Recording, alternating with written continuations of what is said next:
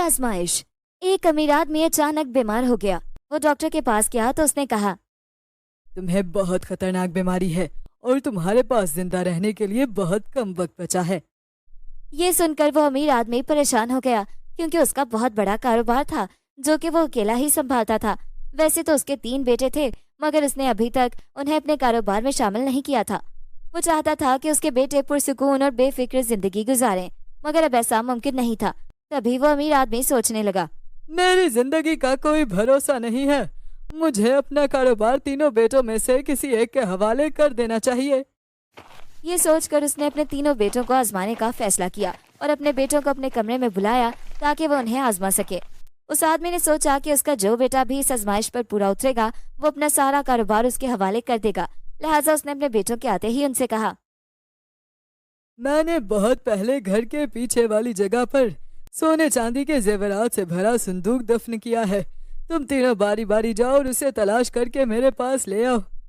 ये सुनकर सबसे पहले छोटा बेटा वहाँ गया और नाकाम लौट आया। अब्बाजान, मैंने उस जमीन का कोना कोना खोद डाला, मगर मुझे वहाँ कुछ नहीं मिला। ये सुनने के बाद उस आदमी ने अपने दूसरे बेटे को वहाँ भेजा। दूसरा बेटा संदूक की तलाश में चला गया और वापस आया तो उसके हाथ में सिर्फ सोने का हार था। दूसरे बेटे ने कहा, अब्बाजान, मुझे वहाँ कोई संदूक नहीं मिला, सिर्फ यही हार मिला है। ये सुनकर उस आदमी ने अपने बड़े बेटे को संदूक की तलाश में भेजा। इसी तरह उसका बड़ा बेटा वहाँ गया और सोने चांदी से भरा एक संदूक ले आया। अब्बाजान, मैं आपका दफन किया हुआ संदूक ले आया हूँ। अब वादे के मुताबिक मुझे अपना सारा कारोबार दे दें। ये सुनकर उस अमीर आदमी ने कहा, मैंने तुम लोगों से झूठ बोला था। मैंने वहाँ कोई संदूक दफन नहीं किया था। याद रखो, अगर तुम नाकाम हो जाओ तो इस नाकामी को खुले दिल से कबूल करो और अपनी इस नाकामी को छुपाने के लिए कोई और झूठ मत बोलो। ये सुनकर उसका दूसरा और बड़ा बेटा शर्मिंदा हो गया, क्योंकि वह संदूक और सोने का हार अपने बाप को मुतासिर करने के लिए किसी से मांग कर लाए थे। उस मौके पर बाप ने कहा, याद रखो, कभी किसी की बात पर अंधा एतबार ना करना, चाहे वो तुम्हारा बाप ही क्यों ना हो।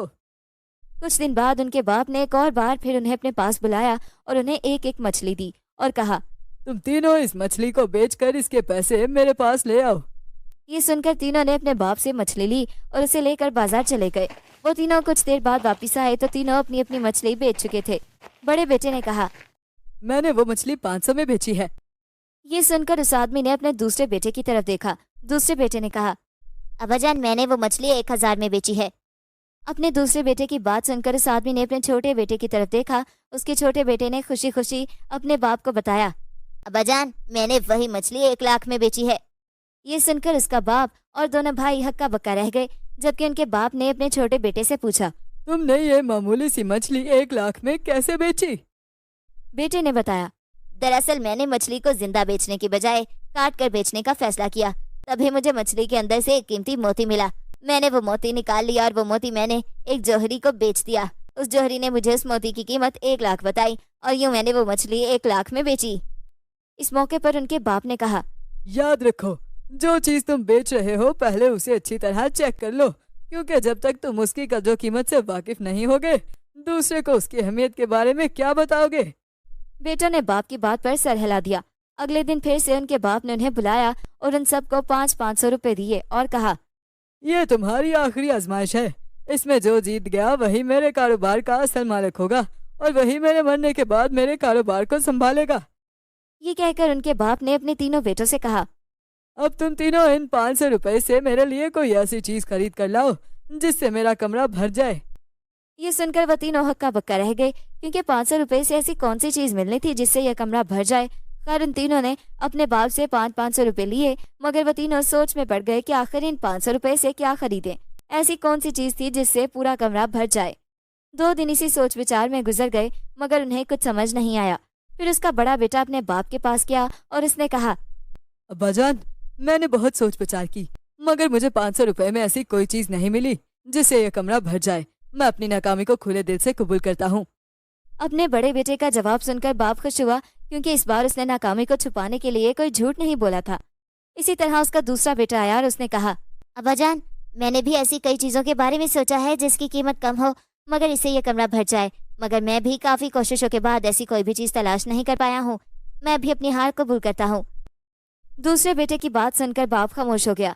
उसी वक्त उस आदमी का तीसरा बेटा आ गया। उसने आते ही खुशी खुशी अपने बाप से कहा, अब्बाजान, मैं ऐसी चीज ले आया हूँ जिसकी कीमत कम हो और इससे यह कमरा भर जाए।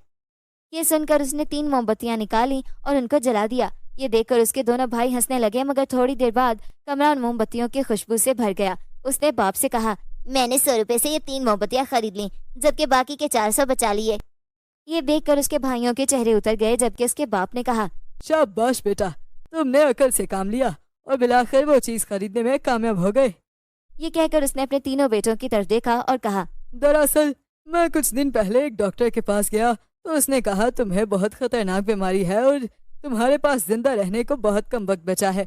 इसलिए मैंने सोचा कि मेरी जिंदगी का कोई भरोसा नहीं है, मुझे अपना कारोबार तुम तीनों बेटों में से किसी एक के हवाले कर देना चाहिए।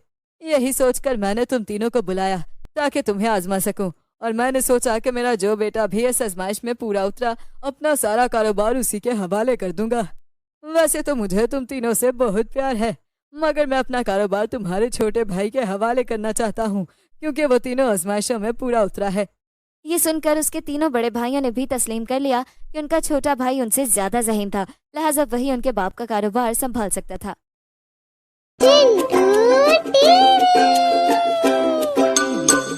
Keep watching Chintu TV. Like, share and subscribe our channel Chintu TV.